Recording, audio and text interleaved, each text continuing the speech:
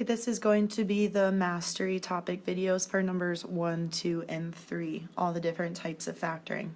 For our first mastery topic, it's factoring a quadratic when a is either equal to 1 or a is not equal to 1. So for example 1, we can use the quick method.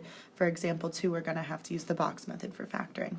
So we're looking for factors of 20 that add to negative 9. So I listed some factors, but because they multiply to a positive and add to a negative, we need both of them to be negative. So the solution would be negative 4 and negative 5. Then we need to rewrite that as two binomials being multiplied. For example 2, because our leading coefficient is 3, we do need to use the box method for factoring. So we put 3x squared in the top left, negative 10 in the bottom right, and multiply the two together to get negative 30. Now we're looking for two numbers that multiply to negative 30 and add to positive 13. Those two numbers are going to be 15 and negative 2, so we write those as the coefficients of the x term inside the box. It doesn't matter which one goes where, as long as 3x squared and negative 10 are top left, bottom right. So we're going to factor out the GCF to the left and to the top. Negative 2x and negative 10, we can pull out a negative 2. 3x squared and 15x, we can take out a 3 as well as an x. 3x squared and negative 2x has a GCF of just a single x, and 15 and negative 10 have a GCF of positive 5. So then write it as a product of two binomials. For mastery topic number 2, difference of squares is when we have two terms separated by a minus sign where both of the terms are perfect squares. As you can see in example 2, sometimes we do need to factor out a GCF first. Our formula is a squared minus b squared equals a plus b times a minus b.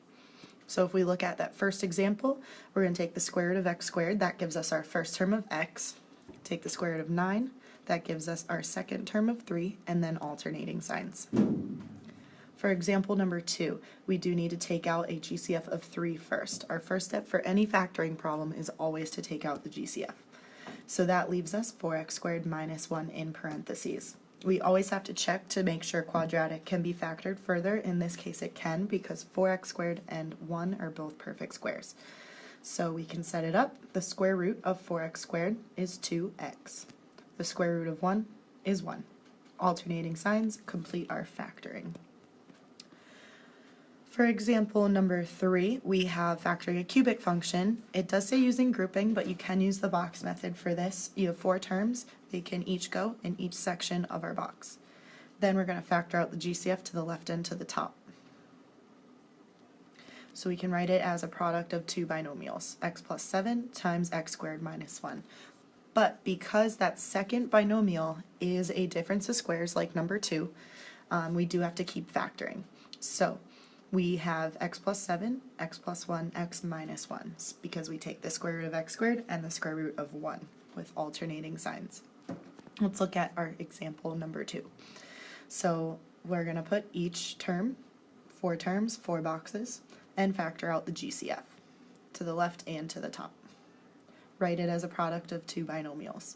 In this case we do have a quadratic left, but it's 2x squared plus 1, which we would call prime. So again, we can't factor it. It's not difference of squares. There's no GCF, so we can leave it as that. That is the end of the video for numbers 1, 2, and 3. Make sure to check for the other solutions.